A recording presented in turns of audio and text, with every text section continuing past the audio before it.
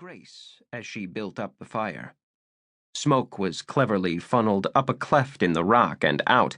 One of her many great-nephews had carved the chimney, and though she didn't remember his name, a face floated to mind. Methodically, she spooned water into the tiny, puckered mouth of the newborn baby, one of dozens abandoned each year by the villagers, unwanted and doomed from their first breath. All they asked of her was that she saw them on their way to paradise.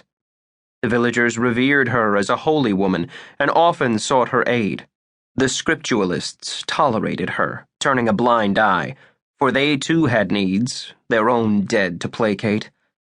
From time to time, a zealot tried to drive away the Jadugara, the witch, but they seldom lasted long. Condemning her tended to prove unlucky, and if they came in force, she was very hard to find. The villagers wanted her intercessions with the ancestors. She told them what they needed to hear, and in return she was given food and drink, clothes and fuel, and their unwanted children. They never asked what became of them. Life was harsh here, and death came easy. There was never enough for all. The child in her lap squalled, its mouth questing for sustenance as she looked down at it without emotion. She, too, was a jackal, of another sort, and great-grandmother of her own pack. When she was younger, she'd had lovers and conceived once, a girl who became a woman and bred many more. The Jadugara still watched over her ancestors, pieces in her unseen game. She had dwelt here longer than any realized, pretending to age, die, and be replaced for centuries. The crypt cavern in which her predecessors were supposedly buried was empty, at least of her own predecessors. Instead, she interred the bones of dead strangers. From time to time, she would leave to wander the world, wearing scores of faces and names, moving through young woman to old crone like some season goddess of the Solon faith. She did not feed the child, for that would be wasteful, and nothing here could be wasted, not in this place, and especially not by her, who purchased power so dearly. She tossed a pinch of powder into the flames and watched them change color from pale orange to a deep emerald. The air temperature fell in seconds, though the flames flared higher. The smoke thickened, and the night inhaled watchfully. The time had come. She picked up a knife from the pile of knickknacks at her knee and pressed it against the baby's tiny chest.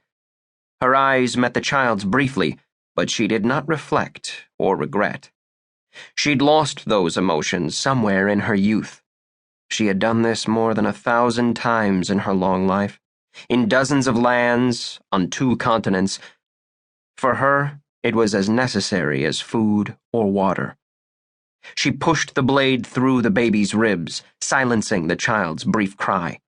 The little mouth opened, and the hag placed her lips to the infant's mouth.